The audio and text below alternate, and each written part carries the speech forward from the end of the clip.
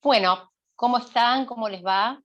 Esta es la segunda y última charla en el marco de los talleres clínicos del Centro 2. Aprovecho para agradecer al Centro 2 la posibilidad de estos encuentros, a Debbie por el sostén y soporte de las clases y a ustedes por acompañarme en esto, que tiene que ver con, bueno, yo tengo un interés personal por los discursos, como les decía la vez pasada.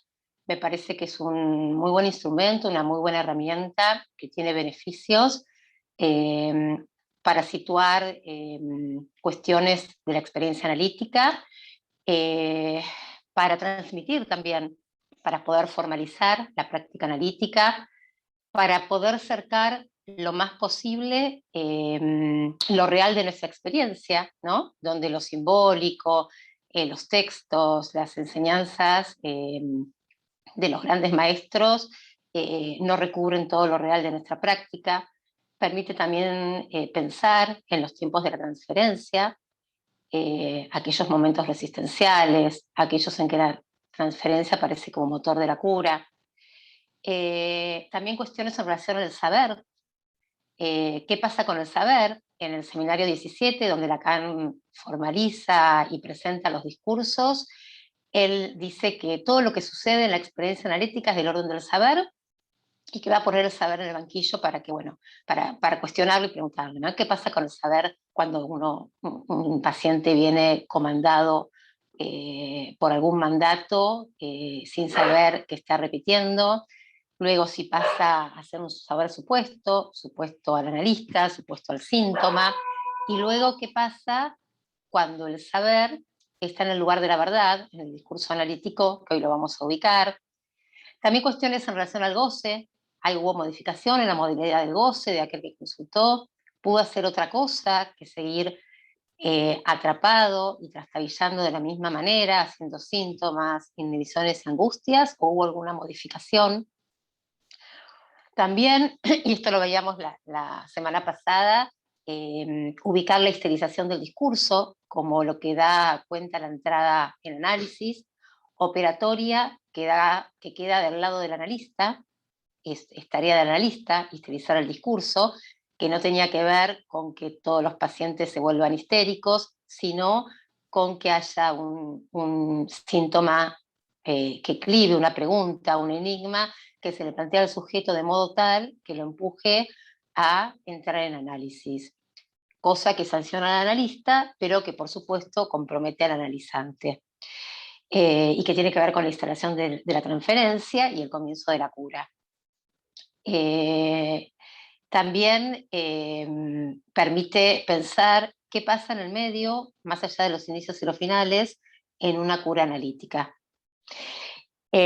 Bueno, voy a repasar un poquito algunas cuestiones que vimos la semana pasada. Hablábamos de los discursos que presenta el seminario 17, el reverso del psicoanálisis, entre los años 69 y 70, que no se puede descontextualizar del Mayo francés, por más que Lacan dice que no tiene que ver con esto, que él ya pensaba tomar el psicoanálisis al revés, o sea, hacer pie en el campo del goce, ¿no? Más allá del principio del placer, lo que Freud teoriza muy entrada ya su obra, e inaugurar el campo del goce. Recordamos que a partir del seminario 16, de un otro al otro, Lacan presenta al objeto A, ese objeto resto de la operación de constitución subjetiva, que da cuenta, nombra, muestra, señala el goce perdido y da chance al deseo. Lo muestra como plus de gozar también. Lo añade a su función de causa de deseo. El goce, Lacan lo presenta en este seminario como una producción, ya no es una transgresión, no se trata de pasar algún límite, es una producción del aparato psíquico. Y esto se ve claramente en el discurso del amo, se los voy a mostrar acá, porque esto ya lo pasamos la semana pasada, que escribe también la operación de constitución subjetiva, que va a tener como resto el objeto A. Entonces, un sujeto es lo que un significante representa para otro significante, da lugar al sujeto dividido y el resto es el objeto A. como plus de gozar. Concepto que se apoyan en el de plusvalía, ¿no? El concepto de Marx, que él dice que, bueno, que la genialidad de Marx no fue decir que hay trabajo y que hay mercado, sino que el trabajo tiene un valor en el mercado y que ese valor en el mercado, la ganancia que se le imprime por ese valor de la fuerza de trabajo, no va para el obrero, sino que va para el capitalista. O sea, es una ganancia que no va para para el trabajador, sino que queda en los bolsillos del capitalista. En eso se basa Lacan para hablar de plus de gozar, que tiene que ver con esta idea de que la repetición, que está comandada por el goce, implica una recuperación de goce en relación al goce perdido, pero también es una pérdida, ¿sí? Bueno, hablábamos de qué es la formalización del lazo social. El lazo social es los modos de relación del sujeto con el otro, minúscula, el otro, el semejante, que Lacan en este seminario habla de 4, en el 72 añadir el capitalista, el discurso capitalista. Nombra el discurso del amo o del maestro, el discurso de la histérica o del analizante o del enseñante, el discurso de la universidad y el discurso del analista. Y lo que dice que es importante es que cada discurso encierra un imposible. Cuando decimos imposible, estamos nombrando la castración. Por eso los discursos los pensamos para la neurosis, ¿no? No basta con estar en el lenguaje, hay que poder ordenar ese lenguaje en discursos. Se tratan de 4 lugares, el de, voy de nuevo por acá, a ver si encuentro acá. Agente, que es el que inicia el discurso, también se lo llama dominante, y agrego que en el seminario 18 de un discurso, que no sea el del semblante, lo va a llamar también semblante, al lugar de la gente, ¿sí? El otro, a quien va dirigido el discurso, el agente, perdón, es el que pone en marcha el discurso y el que le presta su nombre al discurso. La producción, que es lo que ese discurso produce, y la verdad, que es el fundamento, lo que sostiene al discurso, lo que coloca a la gente en el lugar de agente. Con los discursos, y esto lo quiero subrayar, nos alejamos un poco de la idea de las personas y del ser. No se trata de personas ni de ser, es una cuestión de significantes, ¿sí? O de sustancias. El discurso del amo puede ser el discurso de la ley, puede ser, en el lugar de la gente puede haber un mandato, un versículo de la Biblia, el talibán, por ejemplo, ¿no? Todos hemos visto estas semanas lo que está ocurriendo en Afganistán y el goce que eso produce, cómo pone a trabajar al otro, ¿no? Al servicio de los mandatos del talibán y lo que produce es goce. Puede ser una repetición que comanda el sujeto sin que éste esté advertido. En el discurso universitario, lo que se ubica puede ser el saber o puede ser la justicia, el mercado, el FMI, todo lo que dé una idea de totalidad, que en realidad es una ilusión, que somos uno, ¿no? Eh, el pueblo argentino, todo lo que sea la idea de totalidad. En el discurso de la histérica, en el lugar de la dominancia, puede estar el síntoma que ordena todo el discurso, y en el lugar del analista, el objeto A como causa de deseo. Es el único discurso donde el objeto A va a estar como causa de deseo y no como plus de goce. Ahora lo vamos a ver. Entonces, 4 lugares, tenemos 4 letras o elementos, matemas, S1, el significante interviniente, aquel que representa al sujeto para otro significante. Ese otro significante, Lacan dice que es S2, que no está solo, proviene del campo del otro y están en red, ¿sí? Están enganchados en red. Es la batería significante. El sujeto dividido entre lo que sabe y lo que dice, y el sujeto del inconsciente, obviamente, que la barra representa la represión primaria, y el objeto A, como ya les decía, como producción, esto se ve claramente en el discurso del amo, que replica la constitución subjetiva, la escribe, y en su función de plus de goce y de causa de deseo en el discurso del analista. Estas 4 letras van rotando por los discursos siempre en el mismo orden. Por eso, de un discurso deducimos los demás. Y según 2 leyes de rotación, un cuarto de giro, que puede ser según las agujas del reloj, o al contrario las agujas del reloj, o contrapunto, media vuelta. Cada discurso tiene su contrapunto. El del discurso universitario es el discurso de la histeria y viceversa, el discurso del inconsciente, que es el discurso del amo, es el del discurso del analista y viceversa. Son las formas en que rotan los discursos. Y por último, que esto es importante porque es la forma en que los discursos escriben la castración, es que cada uno alberga un imposible. Para el discurso del amo, el imposible de gobernar, de la universidad de educar, del analista de analizar todo sin resto. ¿Sí? No se puede ni gobernar, ni educar, ni analizar lo real. Estos son los 3 imposibles freudianos. Y Lacan escribe para el discurso de la histérica lo imposible de analizar todo, sin resto. No, perdón, el discurso de la histérica es lo imposible de hacer desear. ¿Sí? Esto lo dice también Lacan cuando dice que la histérica quiere crear un amo con apetito de saber. Y el amo no quiere saber nada. Esto se le decía la semana pasada. El amo lo único que quiere es que la cosa marche. Empezar el aparato y que sea un aparato de goce. No le importa cómo, que la cosa funcione. Al amo no le interesa saber nada.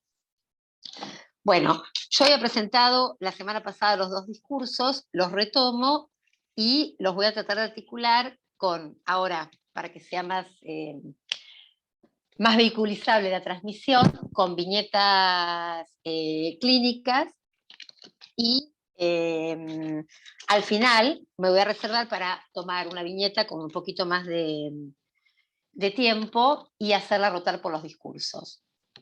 Discurso del amo. Tenemos en el lugar de la gente el que pone en movimiento el discurso un S1, ¿sí? Que como les decía antes puede ser el mandato, el padre, en tanto dice cómo son las cosas. Recuerdo un analizante que consulta hace varios años. Ahora sí, Debbie, te pediría si podemos dejar de grabar un ratito para poder hablar un poquito de esta viñeta. Bueno, entonces, este discurso sería cuando antes de pasar por análisis, recuerden que en una cura se pasa varias veces por los discursos, se rota y que en la vida también. Y es esperable que así suceda. Eso habla de una flexibilidad del sujeto para poder estar en cada discurso cuando, bueno, las situaciones de la vida lo pongan ahí.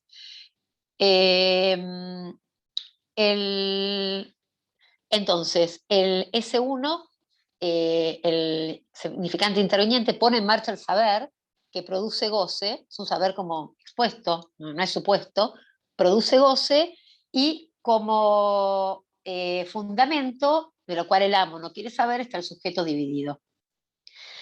Decíamos que la entrada en análisis, que un sujeto puede venir así, es una modalidad, puede ser cualquier otra. La modalidad discursiva con la que empieza una consulta la trae el paciente, el consultante, no el analista.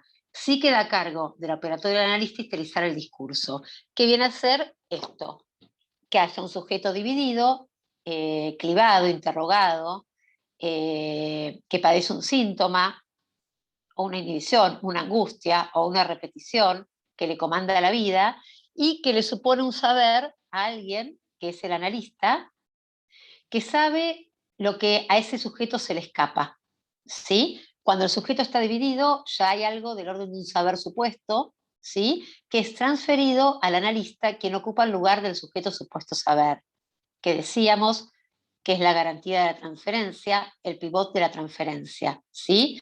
En cuanto hay alguien a quien se supone saber, hay transferencia, dice Lacan en el seminario 11. Y el analista está ahí por obra de la transferencia, no por propia voluntad ni la del paciente. Entonces, el sujeto, interrogado por su padecimiento, se dirige al analista, que acá está como significante amo, como aquel que condensa el conocimiento, al que se le transfiere el conocimiento, y le pide que produzca un saber sobre su padecer, que está acá en la producción. Lo que está, digamos, como fundamento de su padecer es el goce. De esto el sujeto no sabe, pero sí va a ser la experiencia de que el saber se revela como impotente para decir sobre el goce, para decir todo el goce, para dar cuenta de la verdadera causa de su padecimiento, que tiene que ver con su decisión de sujeto. El saber producido en el discurso del analizante se revela como impotente para decir sobre el goce. Este discurso les decía que es el discurso de la histérica, pero también lo llamamos el discurso del enseñante, porque esta es la posición en la cual los analistas, por ejemplo, transmitimos el psicoanálisis, no como sabiéndonosla todo, ¿no? Yo vengo a dar estas charlas sobre un tema que a mí me interesa, que me interroga desde hace mucho, sigo interrogada, algún saber puedo llegar a producir, seguramente si hay preguntas de ustedes, cosas que me vendrían muy bien y sería muy lindo ese momento de intercambio, me voy a ir con más preguntas para pensar, pero no estoy dando una clase desde un lugar de un saber absoluto que imparto sobre ustedes, no es la idea, que ese es el discurso universitario que ahora vamos a ver. Cometo fallidos, repito las cosas. Esta es la posición del enseñante. Bueno, pasamos ahora, si todo va bien, yo les decía, digamos, si esto se instala, podemos volver un cuarto de giro hacia atrás, contrario a las agujas del reloj, al discurso del amo, ¿sí? Donde vamos a tener acá, yo voy rápido porque esto lo vimos la semana pasada, en el S1 en este momento las formaciones del inconsciente, el retorno de lo reprimido, lapsus, síntomas, sueños, que se le pide al analista, que está acá como saber, como que condensa el polo condensador de saber, que dé cuenta de eso, que porque eso algo les quiere decir. El analizante, ahora es analizante, entrado en análisis, ya ubica que hay un saber que se le escapa, que no tiene todo el saber de lo que le pasa, pero que hay un saber que trabaja. Entonces le pide a la lista, le hace un lapsus y le pide que, o cuente una acción sintomática, y le pide que le diga qué es lo que sucede, que dé cuenta de eso que le pasa. El goce aparece por primera vez del lado del analista, ¿sí? Está del lado del analista y, bueno, los fallidos, los lapsus, los sueños, las formaciones del inconsciente tienen que ver con la decisión subjetiva, con que se trata del sujeto del inconsciente. Bueno, el saber se sigue revelando como impotente para dar cuenta del goce. Este es un momento donde predomina la vertiente simbólica de la transferencia. En el discurso histérico, en el discurso del analizante, predomina la vertiente imaginaria. Entonces, es un momento muy fecundo, es muy lindo este momento, ¿no? Se lo conoce como la luna de miel del análisis, porque el paciente trae un sueño, uno pide asociaciones, el paciente ya acepta la regla fundamental del psicoanálisis, de la asociación libre, asocia, el analista interpreta, pero esto tiene un límite para dar cuenta del sufrimiento. Ahora les voy a presentar un discurso que la semana pasada no trabajamos, que podría ser el paso siguiente, ¿no? Cuando el saber muestra sus límites, un cuarto de giro regrediente, vamos a pasar al discurso de la universidad. Ahora, Debbie, sí te pido si pones la fotito del discurso de la universidad, Dale, ahí que va a quedar comparto. más prolijo.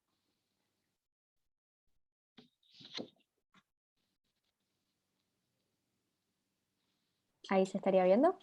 Perfecto, sí. Bueno, en el discurso de la universidad, ustedes recuerdan que yo les decía que para conceptualizar el discurso del amo, Lacan lo que hace es apoyarse en la dialéctica del amo y el esclavo de Hegel. Entonces, él decía que en el discurso del amo, el amo pone a trabajar al esclavo, que tiene un saber casi animal, emparentado con lo animal, que sí tiene que ver con los significantes, porque está dentro del lenguaje, y que el esclavo sabe hacer el trabajo, pero no sabe explicar cómo lo hace. No sabe dar la receta, el procedimiento, y que ese discurso producía goce. Lacan dice que a lo largo de la historia, la filosofía se encarga de pasar, mediante las preguntas de Amo, del discurso, del bolsillo del esclavo al bolsillo del amo, el saber. Hace de ese saber un episteme, un saber transferible. Hace la receta, la guía, el manual. Con lo cual, poco a poco, y acá también se apoya Marx, el obrero va a ser despojado de los elementos de producción. El obrero es despojado de su saber. Entonces tenemos el discurso de la universidad, donde en el lugar de la gente tenemos al S2. Quiero recordar algo que dije en la clase pasada, que en esta rotación de los elementos por los lugares del discurso adquieren distinto valor y distinta función. El S2 no tiene el mismo valor, la misma función, como veíamos en el discurso histérico o en el discurso del amo. Aquí el S2, dice Lacan, es todo saber. Todo saber. No es saber de todo. Todo puede ser saber. Todo es cuantificable, todo es calificable, todo es regulable. Y se apoya, para dar un ejemplo, en la burocracia. Entonces, también es el discurso del profesor. Ya está, sigo con mi lámina, gracias, porque es más fácil poder dar cuenta del discurso. Bueno, a ver, entonces, todo saber vendría a ser que en la burocracia, si uno quiere hacer un trámite, por ejemplo, y le dan para llenar una planilla, no sé, quiere inscribirse para pagar los impuestos, para tributar, y decide, por ejemplo, que hay algo que no quiere responder, el trámite viene rebotado.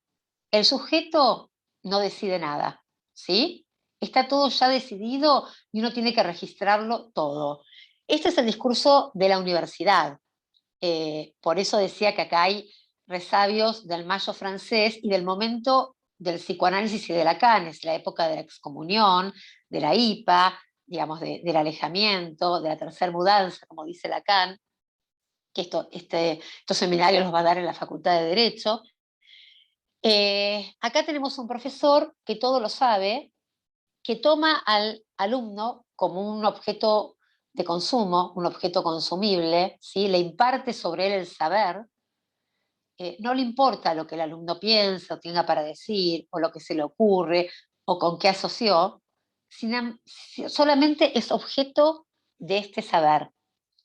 El resultado es un sujeto aplastado, no decide nada, no puede preguntar nada, es un sujeto al que le vino todo un montón de cúmulo de un saber de otro que por ahí no le representa demasiado, y lo que sostiene esta posición de todo saber es la identificación con el significante amo.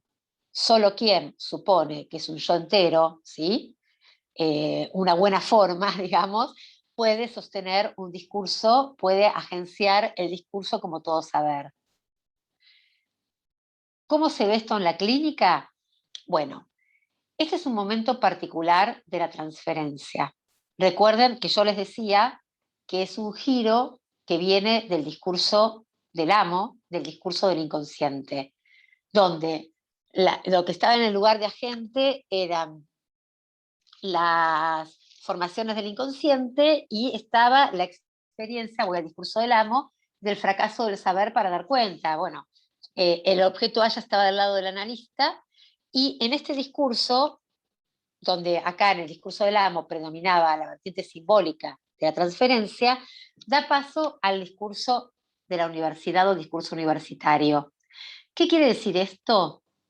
Que ahora el analista no es reclamado no es convocado por su saber, sino por su presencia. Fíjense que acá está como objeto A. Objeto A plus de gozar. ¿Sí? El analista no es reclamado por lo que sabe, dígame, al contrario, son momentos resistenciales, pasionales de la transferencia, donde el analizante muchas veces dice cosas como, bueno, si usted ya me dijo esto, pero la verdad que yo sigo igual, al final yo vengo, le pago un montón y no pasa nada, ¿por qué tengo que pagar por esto? ¿No? O me atendió más tarde. ¿Usted me está escuchando? Yo tenía un analizante que se daba vuelta en el diván para ver si yo estaba ahí sentada escuchando, ¿no? El analista es reclamado por su presencia y por su paciencia. Tomo el fallido porque lo que sostiene este momento de la transferencia es la función deseo del analista. ¿Se acuerdan que yo les decía, muchos ya habrán recorrido este concepto, que es un deseo que no tiene que ver con desear ser analista, es un deseo que se obtiene, es una eficacia que se obtiene en el fin de análisis, que es lo que le permite, por ejemplo, a un analista soportar ser el objeto pulsional, que en ese momento prima, en ese tramo del análisis, no resistirse a ese lugar donde la transferencia lo pone, nuevamente digo, no está voluntariamente, sino que es reclamado en tanto ese objeto de la pulsión, que es el objeto que lo fija al analizante en una posición gozosa. Es el objeto que toma mucha pregnancia en el momento de la cura y que el analista soporta, digamos, en la transferencia, lo presentifica, lo hace presente. Solo con la función que está acá abajo de la posición del analista, deseo del analista, uno puede desuponerse de ese lugar de saber al cual era convocado antes, que es tan lindo, no creerse que uno sabe sobre el sufrimiento del paciente, uno puede saber cosas, dentro de las cosas que sabes que uno tiene que desuponerse, que no se las tiene que creer, ese lugar de sujeto supuesto saber, ¿no? Ese lugar donde la transferencia ubica al analista y que el analista tiene que aceptar justamente el nombre de la transferencia, porque les decía, es el pivot alrededor del cual se organiza todo lo que sucede en la transferencia, la neurosis de transferencia. Y es ahí donde hay que intervenir para rectificar justamente los efectos de la transferencia en nombre de la verdad, dice Lacan. Y dice que el analista, esto es en el seminario 14, está entre dos aguas, entre la posición de aceptar esa suposición, sabiendo lo que no lo es, y luego tener que ir desuponiéndose de ahí, rechazar los efectos. Bueno, lo que hace que nos abstengamos, como nos decía Freud, nos indicaba Freud, de gozar del paciente, hacer Versagung, ¿sí? De gozar de, el cuerpo del paciente, del dinero del paciente, del prestigio que nos da ser analistas, de ser el modelo del paciente, del educador del paciente, crear pacientes a nuestra imagen, es el deseo del analista, que es un deseo mucho más fuerte que el goce que nos propone estas posiciones y que nos permite justamente vaciar de goce esa posición. Entonces, decíamos que este es un momento muy complicado, la transferencia, tormentoso, donde la transferencia se espesa, se coagula, donde uno la tiene que remar, porque de acuerdo a cómo maniobre la transferencia, la cura proseguirá o no. Muchas veces los análisis se interrumpen aquí. La transferencia resistencial puede ser positiva o negativa, lo sabemos, tiene que ver con lo pasional. Me acuerdo de una comedia francesa de los años más o menos 80 que se llama, traducida, Confidencias muy íntimas, que trata de una mujer que va a una consulta con su analista, creo que era en París, y se equivoca y en vez de tocar el timbre en el consultorio del analista, toca en la oficina del contador. Y el contador acepta este lugar que le da la transferencia. Bueno, como no puede maniobrar la transferencia, no sabe que hay que maniobrar la transferencia, termina enamorándose y correspondiendo al amor de esta paciente y ahí aparecen todos los enredos. Digo que es como un simpático ejemplo de qué es esto, digamos, de no poder maniobrar la transferencia y pensar que uno es eso donde la misma transferencia lo ubica. Bueno, entonces este es el discurso, el discurso universitario. Es un momento de la cura muy importante. No se puede eludir, les decía que hay que rotar por todos los discursos y que ningún discurso es el mejor. Este discurso en el analizante es un momento en que el analizante se hace cargo de su historia, ¿no? Un momento de historización, de hacer la novela familiar, de reubicar algunas marcas, ¿no? De manipular su saber, ¿no? En el caso del analizante que les comentaba antes, comienza a historizarse, a poder ubicar cuestiones de su historia, eh, comienza a recordar. Yo les decía que lo que hizo lo que permitió la historización del discurso fue el olvido como síntoma, ¿no? ¿Cómo no se acuerda? Pero ¿qué habrá pasado? Bueno, que no se acuerde no quiere decir que no haya existido, pero su papá tenía un arma, ¿y cómo llegó ese arma a las manos de su padre? Bueno, esto hizo que hubiese un síntoma que empujara a mantener un análisis. Eh, Momento de historización muy importante en los análisis también, ¿no? Donde los analizantes manipulan su saber, pero también, digamos, es un momento donde va a haber un giro discursivo. Un giro discursivo que si es un cuarto de giro hacia el lado contrario al movimiento de las agujas del reloj, dará cuenta, dará lugar al discurso del analista. Es un momento que prepara el discurso del analista. ¿Por qué? Porque fíjense que acá el analista está como A, convocado por su presencia en tanto objeto de goce, ¿sí? Y en el discurso del analista, ahora lo vamos a ver, va a estar agenciando el discurso del analista como A, esta vez como causa de deseo. O sea, aquí el analista permite esta oleada de goce que presentifica para hacer lectura y vaciarlo y ofrecérselo al paciente como causa de deseo. Debbie, te pido el último grafiquito que es el discurso del analista, por favor.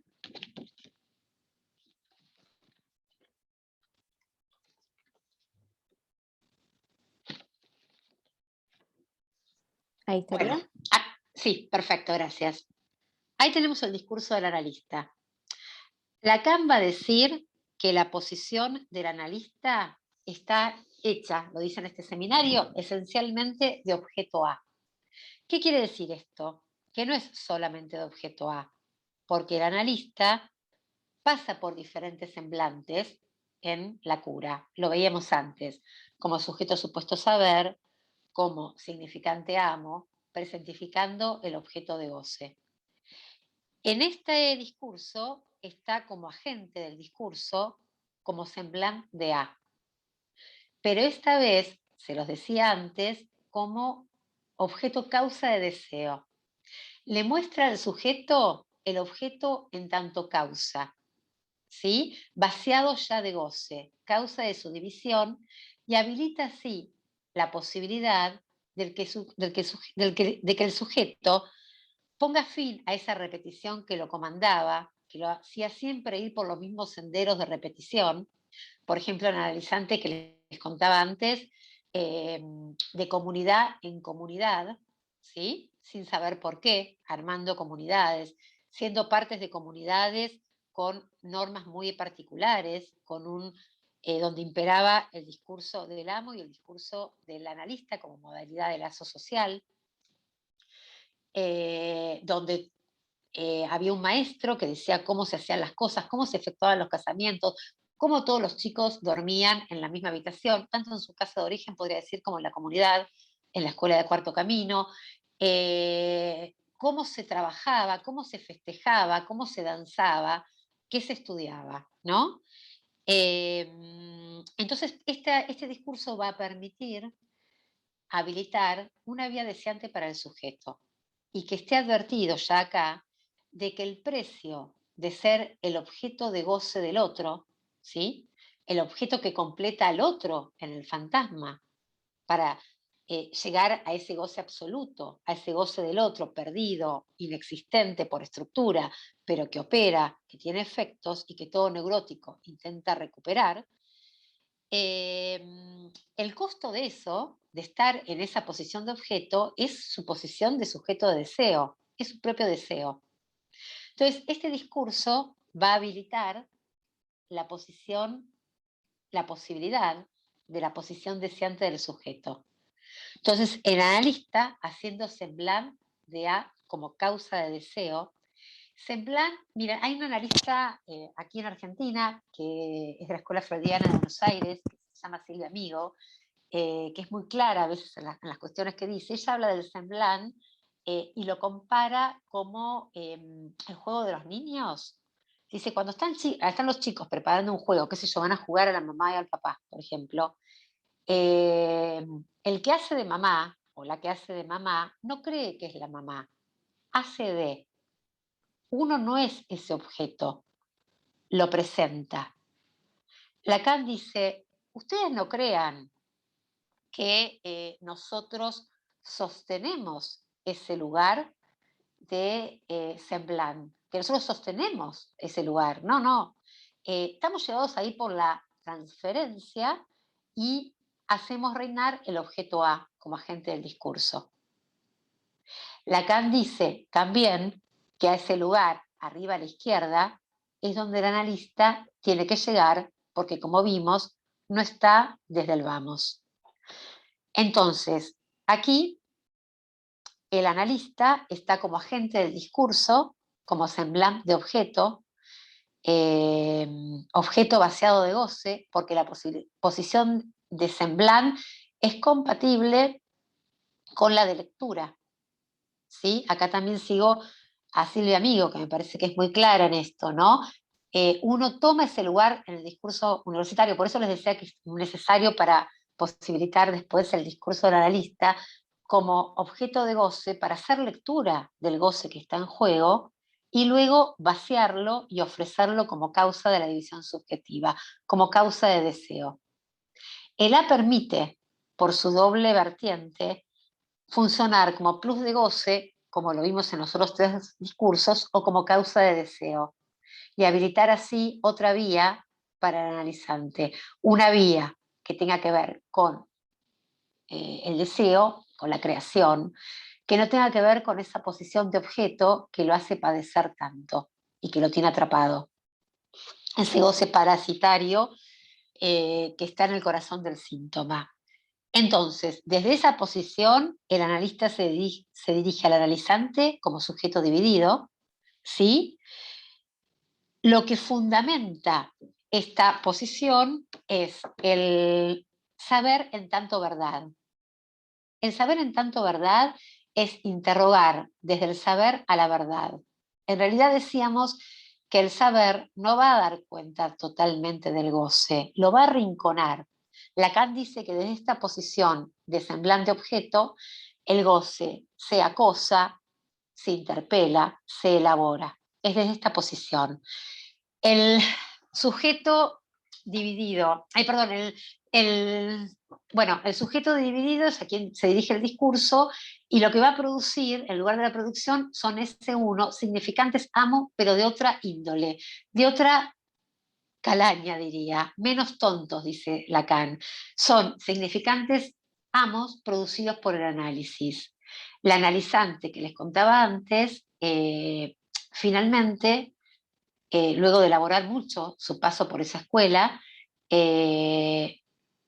elige estudiar yoga. Ella tenía un título universitario que no le gustaba, que nunca ejerció, elige ser profesora de yoga y elige un maestro de otra ética, un maestro de yoga, con otras enseñanzas, y finalmente se pone, en vez de una comunidad, una escuela de yoga en su casa, ¿no? Tenía una habitación de meditación y hace de eso una escuela de yoga. es un S1 de otro estilo, es otra ética, otro maestro, ¿sí?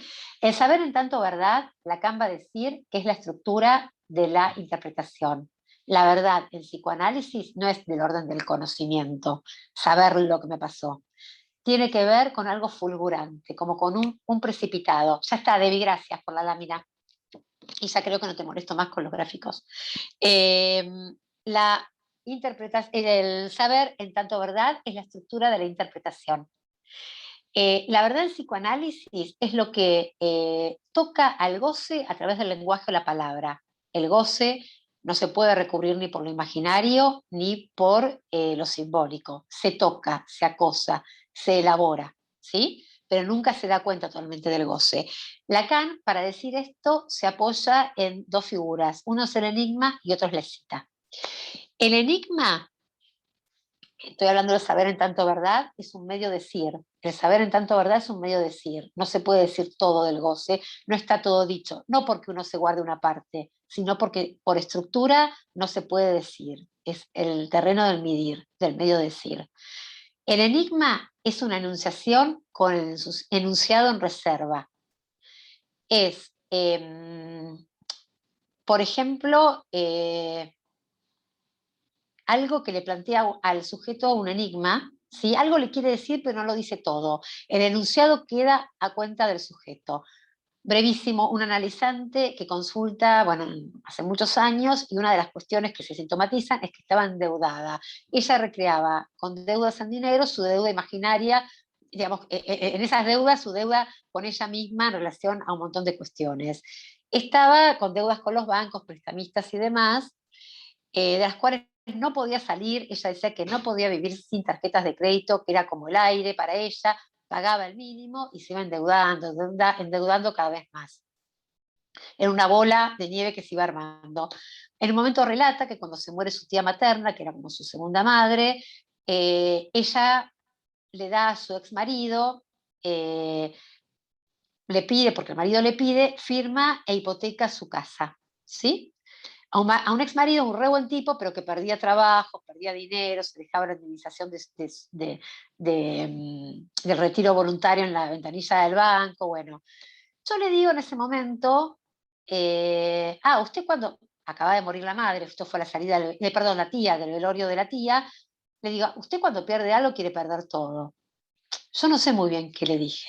Seguramente lo que le dije fue desde esta posición, porque es desde esta posición, en el discurso del analista, donde se va a proferir el acto analítico, la interpretación fecunda, la intervención que puede propiciar una conmoción en la posición de goce del paciente, una redistribución de goce.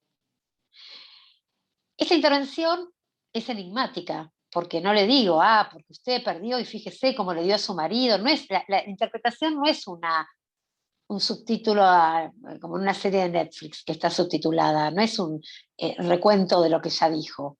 Tiene que ver con un saber, que es el saber del analista, que tiene que ver con el saber de lo que viene, dice Lacan, escuchando de su paciente, pero también de un saber registrable que tiene que ver con su propio recorrido por el análisis, con su saber hacer ahí, con el paciente, ¿sí? Que deviene del propio análisis, de propia su experiencia con el inconsciente, de su propia experiencia con el inconsciente, con su inconsciente. Y a partir de ahí puede escuchar y leer, escuchar y hacer lectura de lo que lee del inconsciente del analizante. Entonces, como efecto de esta intervención, ella decide vender un departamento que tenía, pagar todas sus deudas, dejar de endeudarse para no perder todo. Esto es un enigma, ¿no? Es una enunciación donde el enunciado, lo que yo le quise decir, en realidad el texto, lo pone ella, que es, bueno, voy a reorganizar mis deudas para no perderlo todo. La cita es un enunciado sin la enunciación, que viene a aportarse después, en un lazo social que comparten un universo de discurso. Si yo digo, por ejemplo, la mujer no existe, lo digo con gente que no tiene que ver con el psicoanálisis, van a pensar que estoy medio loca, como la mujer no existe. Ahora, si lo digo en el marco de gente que está en relación al psicoanálisis, pero que no tiene lectura de Lacan, pero que escuchó hablar de Lacan, por ahí me miran consternados y yo les puedo decir, lo dijo Lacan. Y ahí todo el peso recae en el sujeto de la enunciación. Se le aporta, digamos, a eso, que es un medio decir, el sujeto de la enunciación. Bueno, entonces, este discurso, el discurso del analista, es el del cual se profiere, es desde el cual se profiere el acto analítico. La intervención, pues una construcción, puede ser una interpretación que va a producir una conmoción en la economía de goce del sujeto. Bueno, hasta aquí lo que quería decirles, agrego algo que dice Lacan más adelante, es, sin ánimo de complicar, me parece que sirve para entender, que en realidad en cada rotación de discurso hay una aparición del discurso del analista, pero que luego, al final de la cura, toma el lugar de la dominancia. Esto se entiende porque si la rotación del discurso, como les decía mucho la semana pasada, lo recalqué, depende de la posición del analista en la transferencia, que acepte los lugares de la transferencia lo convoca, es pensar que en cada rotación de discurso hay una emergencia del discurso del analista, ubica cómo es la posición del analista lo que permite la rotación por los discursos y que en cada rotación el goce se va gastando. La producción de goce implica una producción de goce, pero a su vez menos, una pérdida de goce en relación a ese goce primero inalcanzable que por estructura lo suponemos. Bueno, hasta aquí, y ahora sí, Debbie, te pido de nuevo que apagues la grabación. Voy a desarrollar una viñeta en relación a los discursos. Voy a tratar de ser breve porque no contamos con mucho tiempo y me gustaría después entrar en diálogo con ustedes. Yo no le di bolilla al chat, lo dije la vez pasada, me olvidé de decirlo esta vez, no sé si hubo alguna pregunta. Por favor, desmutense y hablen y entramos en diálogo. Judith, por el momento Sí. no vieron preguntas en el comentario, pero ahí está activado para quien quiera. Perfecto. ¿Alguien tiene ganas de hacer un comentario? ¿Una pregunta o compartir una viñeta?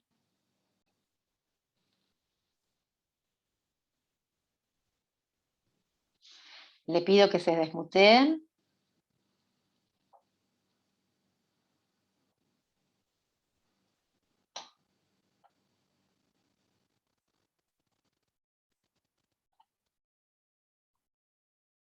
A esta altura empiezo a tener temor que haya circulado como discurso universitario y los haya dejado aplastados sin poder A mí hacer una pregunta. Sí, me hizo sonar, estaba acordándome, perdón, estaba recordando que tenía una pregunta en el caso esta de las comunidades que vivía sin sí, grupo.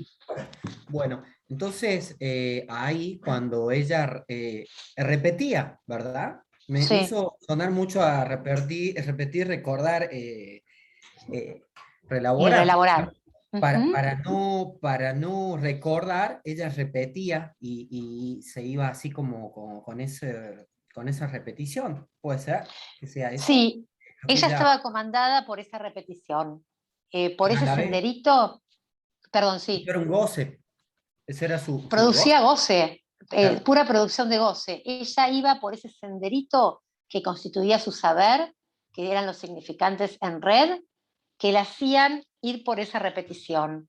La repetición está, decía la vez pasada, comandada por el goce, o sea, la inicia el goce en el intento de repetir esa primera vivencia de satisfacción de un goce total y absoluto, que nunca se recupera, por eso se reinicia todo el tiempo. Lo que comandaba a ella era este mandato: hay que vivir en comunidad. Con lo cual, para salir de esa comunidad asfixiante, donde los padres tenían que escaparse para tomar un café, donde alguna vez se fueron de vacaciones, donde todos comían en silencio y todos, digamos, comían lo mismo y demás, donde no se hablaba de la muerte de la hermanita y no había registro de eso, ella se fue a otra comunidad, donde había un maestro, casualmente o no, también de origen judío, igual había otra religión inventada por este maestro, donde la ley que primaba ahí era una ley que solo se sostenía en esa comunidad, porque fuera de ahí la ley era otra. Este maestro, que se hacía llamar maestro, estaba castrado como cualquier hijo de vecino. Solo en esto que él había fundado, por eso digo que se parecía mucho al padre de la horda de que nos habla Freud en Tótem y Tabú. Ahí era el maestro y él decidía qué se hacía, cómo se pensaba y todo. Ella era la mano derecha de él. Ella se suponía fea, poco agraciada, pero era la mano derecha de él, lo cual le daba un brillito fálico particular al cual no quería renunciar, y también tenía sexo con él, y se consideraba una privilegiada cuando él la convocaba para un encuentro sexual. ¿Hace ruido? Bueno, primero que ella arma familia, cuando se casa ahí, con los ritos de ahí, con un hombre, tiene hijos. Le hace ruido el afuera, porque ella era la tesorera, tenía un emprendimiento. Cuando le empiezan a reclamar los proveedores las deudas, ella tenía otra ética. Digamos, las deudas se pagan. Y al ver que no se pagaban y demás, no soporta más y se va de ahí. Y ella lo relata como lo decía el maestro, que la gente se iba de ahí, se escapan como ratas junto con otras familias. Sí, tal cual, estaba comandado por la repetición, ella no recordaba, no sabía que había un saber que operaba sobre ella.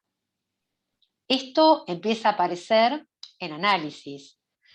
Cuando la cliva, ¿cómo no se acordaba qué pasó con el papá? No se acordaba el año que se murió el papá intentó ahorcarse, no se acordaba ni cómo fue. Después empieza a hacer preguntas, ve una carta que el padre le dirige a un rabino cuando se muere su hija, cómo seguir viviendo. Claro, seguramente cuando esta hija va a la comunidad, el padre se enloquece hasta ante la posibilidad de perder otra hija, y va y quiere matar al otro, ¿no? al maestro que no lo encuentra. Bueno, va a la tumba de la hermana, ¿no? Ella la llamaba la hermanita, había pasado esto hace 50 años, y demás, y empieza a recordar e historizarse. Fue un trabajo importante de historización, con muchos momentos resistenciales. Ella quería meditar, digamos, no le importaba, se resistía a esto del inconsciente, pero finalmente termina dándose cuenta que había un saber que la operaba. Quiere fundar una comunidad, así consulta y finalmente integra una comunidad con una ética diferente, la comunidad de la gente que hace yoga. Y tiene un maestro, insisto, con una ética diferente, ¿no? Con unas enseñanzas totalmente diferentes. Y se hace profesora de yoga. Un fantasma importante en su vida y que lo supo hacer qué hacer con eso, ¿no? Ponerlo en otro lugar a ese maestro. Por ahí, Digamos, pudo salirse de ser lo que completa, de ser el objeto de goce absoluto de ese maestro. claro. Un maestro sin barrar, digamos, o sea, una cosa realmente. Después, lo que yo les decía, bueno, este maestro instala en esa provincia, donde ella tenía noticias a veces por gente que quedó en la comunidad. De hecho, cuando tienen el accidente que muere el marido, un accidente muy tonto, fueron a visitar a otros dos que se escaparon como ratas, que eran amigos. Ese maestro es denunciado por la justicia, por eso digo, dentro de la comunidad era un amo absoluto, se identificaba con esa posición. La ley le hizo ver que de amo nada, ¿no? Que tenía que responder a la justicia. Termina profugado, salió en los diarios en su momento y aparece muerto, no se sabe si muerto o no, ¿no? Pero solamente podía ser él el que dictaba la ley, sí, que le decía no a la castración adentro de su comunidad. Fuera era, digamos, pasible de ser juzgado, ¿no? Te agradezco el comentario, porque me parece que me permitió abrir un poco más. Y los invito a hablar sobre las viñetas, porque yo ya las desarrollé sin grabación, no hay problema si tienen algún otro comentario que hacer. Judith, Sí, yo quería comentarte algo. Cuando vos nombraste el cuarto sí. camino es una experiencia, lo busqué acá porque me vino el nombre Gurdjieff, a ver cómo es el Ella, otro. sí, ella lo El nombraba. otro. Ella lo decía cuarto camino. La verdad que yo lo que escuchaba era un maestro amo absoluto, ¿no? Bueno, que lo que yo te iba a decir, porque yo he leído algo de Upensky y Gurdjieff, y en realidad ese cuarto camino podría tener, bien practicado, sería como lo que armó ella con el yoga. ¿Entendés? Qué Entonces, interesante. fíjate vos, porque en realidad es una comunidad, pero es una comunidad que se reúne en esta cuestión metafísica. Ella se encontró con un chanta del cuarto camino, en realidad. Claro, un tipo Y con impresionante. esa cuestión como asfixiante de la comunidad que ya traía de antemano. Claro, ella repitió, te agradezco mucho lo que me dijiste, yo en ese momento no googleaba, a duras penas mandaba mail, odiaba, me tuve que ayornar por esto de la virtualidad, pero es muy Exacto. interesante, este análisis sucedió hace mucho, ella nombraba a Gurdjieff, me hiciste acordar, Sí, y es sí, muy bueno, interesante yo lo que decís, porque ella vuelvo a tenía otra decir ética. que ahora busqué, porque yo me acordaba que eran dos autores, me salía Gurdjieff, pero yo decía, había otro más, que son gente que armó esta cuestión metafísica, ¿no? Y se reúnen, existe, es como, ¿qué te puedo decir? Como el Reiki, no sé, una cuestión más o menos parecida a eso. Totalmente, ella encontró como si fuera el padre amor, no era el padre amor, ¿no? Un chanta, como vos decís, un chanta peligroso, muy Exactamente, productor porque de ni goce. siquiera tiene que ver con lo que efectivamente es el cuarto camino planteado por esos dos autores. Él tomó y hacía, por eso oscilaba entre el discurso del amo total, era el lazo social que imperaba en esa comunidad, ¿no? Y pura producción de goce, donde ella estaba absolutamente completándolo a él, porque le daba un brillito fálico también. Ella, que se suponía fea, poco seductora para los hombres, era la mano derecha del tipo, perdón, del maestro. Oscilaba entre el discurso del amo y el discurso universitario, con todo el saber que evidentemente se apartaba de esto del cuarto camino y era un saber propio a su beneficio, ¿no? Te Exactamente. agradezco mucho el aporte. No, por Qué favor. bueno esto, lo que les decía, bueno, qué bueno que no los aplasté con lo que dije, ¿no?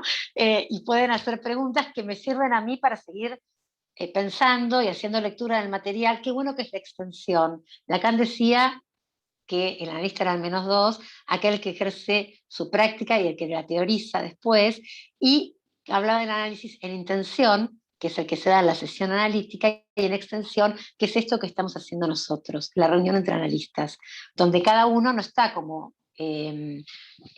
objeto a causa de deseo, ¿no? Sino que está con su subjetividad. Así que les agradezco, bueno, los comentarios. Judith, acá tenés Sí, una pregunta o una sí. aclaración que piden. A ver si me la podés leer, porque no le digo lista. ¿Podrías aclarar el lugar de la verdad cuando Sí, decís S2 como saber? Mi sí. pregunta es, ¿cómo leer el lugar de la verdad cuando en los discursos aparecen otras letras, por ejemplo el S2? O bien, Bueno, otra letra según el discurso que se juegue. bueno, Entiendo que ese lugar de verdad está velado. perfecto. ¿Quién Muy era? buena pregunta. Sí, perdón. Sí. Carolina Y, no sé. Carolina, ¿estás por ahí? ¿Querés Sí, sí, estoy aquí, sí, sí, presentar? estoy Hola, aquí. Carolina. Bueno, estás en imagen. Muy buena pregunta, te agradezco. Sí, el lugar de la verdad es el fundamento, es lo que aparece velado en el discurso bajo la posición de la gente en los discursos, ¿no? Es lo que sostiene ese discurso, está latente, es el fundamento. ¿Cómo leer el lugar de la verdad? A ver, en el discurso del amo, la verdad de ese discurso, para que alguien pueda decir yo soy el amo y se hace lo que yo quiero, tiene que estar, digamos, velada, no tiene que enterarse que es un sujeto dividido. Para que alguien pueda decir, esto es así, como hacemos, por ejemplo, los padres, acá nos bañamos antes de cenar. ¿no? Podría ser después, podría ser al día siguiente. ¿No? Si alguien puede decir algo desde ese lugar es porque vela su castración. Porque uno puede decir, che, ¿en qué momento nos podemos bañar? O los chicos, ¿no? Bueno, decime, Carolina, si voy arrimando la respuesta que estás esperando. En el discurso universitario de la universidad, solo alguien puede adoptar la posición de todo saber si está identificado, aparece velado, sosteniendo esa posición, su posición de identificación al significante amo. Recuerden que se trata de significantes y no de personas, ¿sí? Son posiciones subjetivas. Sí, Solo sí, sí. alguien que supone que sabe lo que dice y que no se equivoca, que no está barrado, puede sentarse y dar una charla, una clase magistral sin temor a equivocarse, sin cometer Sí, equívocos como hago yo. Sí, yo lo había pensado cuando decías en la clase anterior, sí, la verdad como la verdad del sujeto, ¿no? Que es a descubrir en el análisis. claro.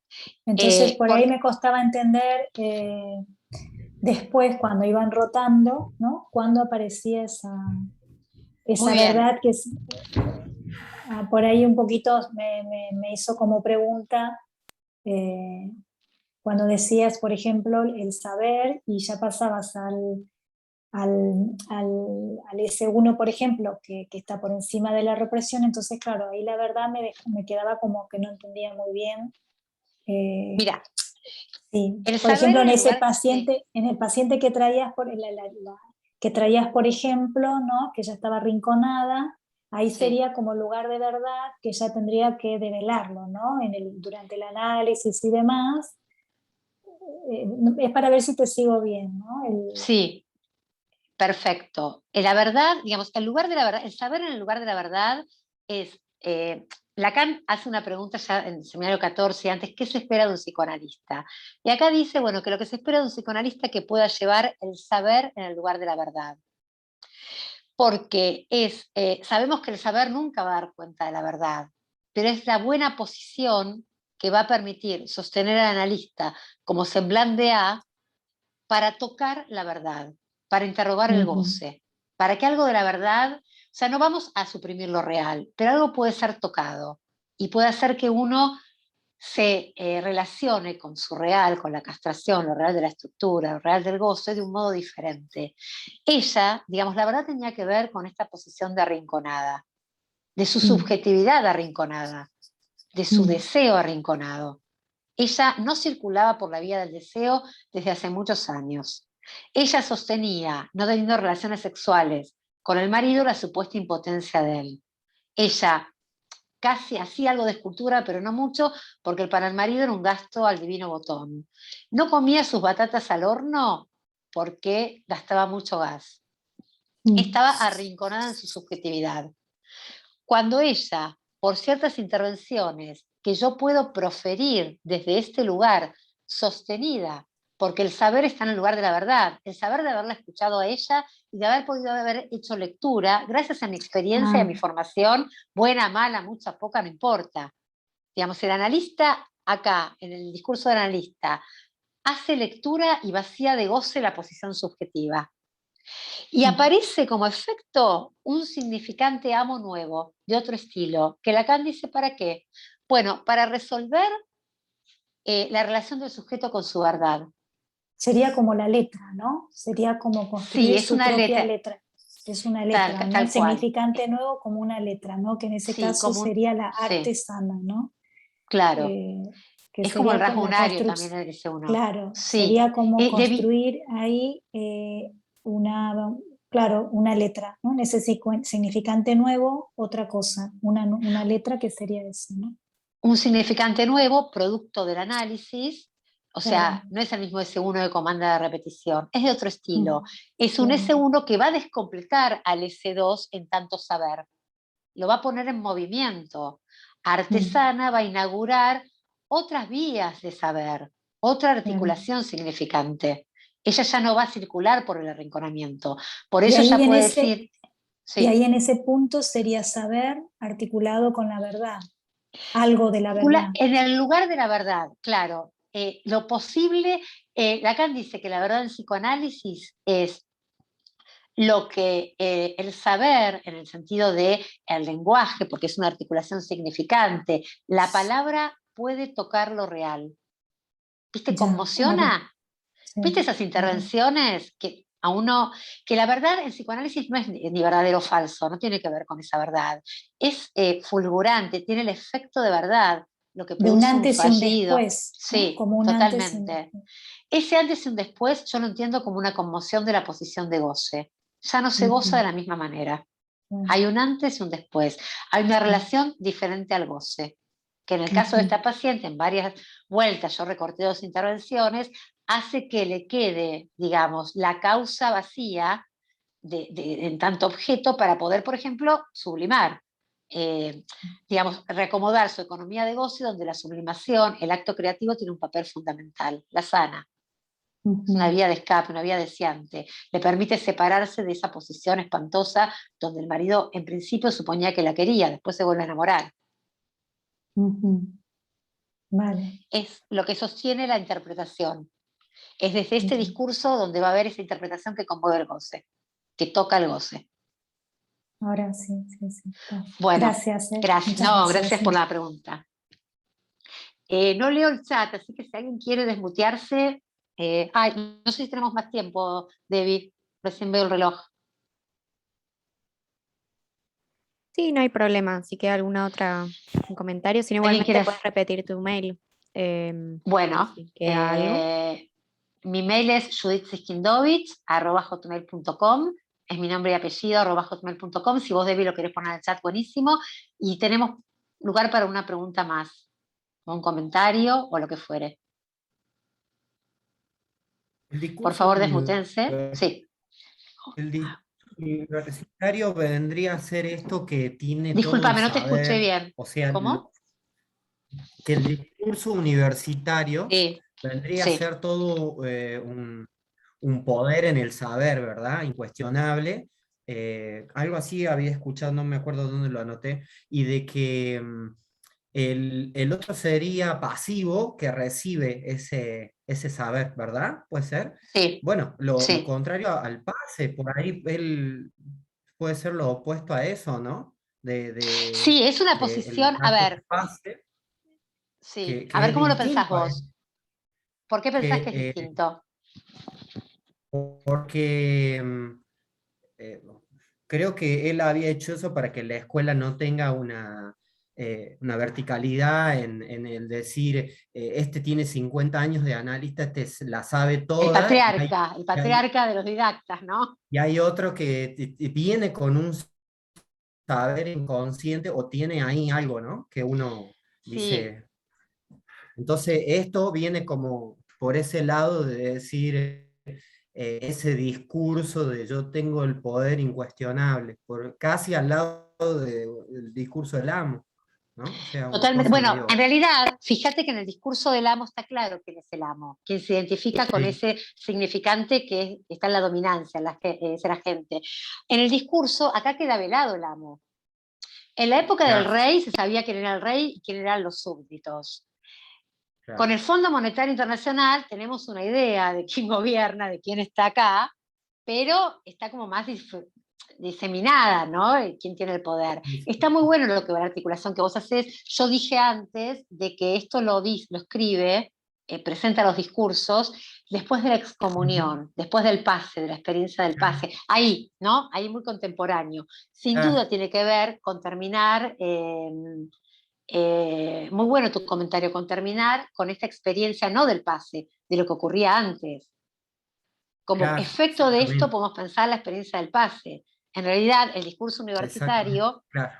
tiene que ver con esto, con alguien que es el maestro, tiene todo el saber del psicoanálisis y desde ahí toma al que quiere ser analista, miembro, no sé cómo se llamaría en ese momento, como un objeto de consumo, ¿no? Y queda absolutamente aplastado por la decisión del jurado.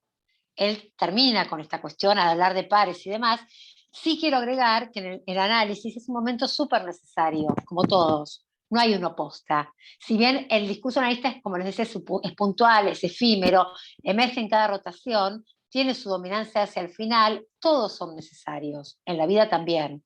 Entonces, en este momento, en la cura, es de historización. Esta analizante de la comunidad puede recobrar y ubicar la serie de sus hechos en su historia.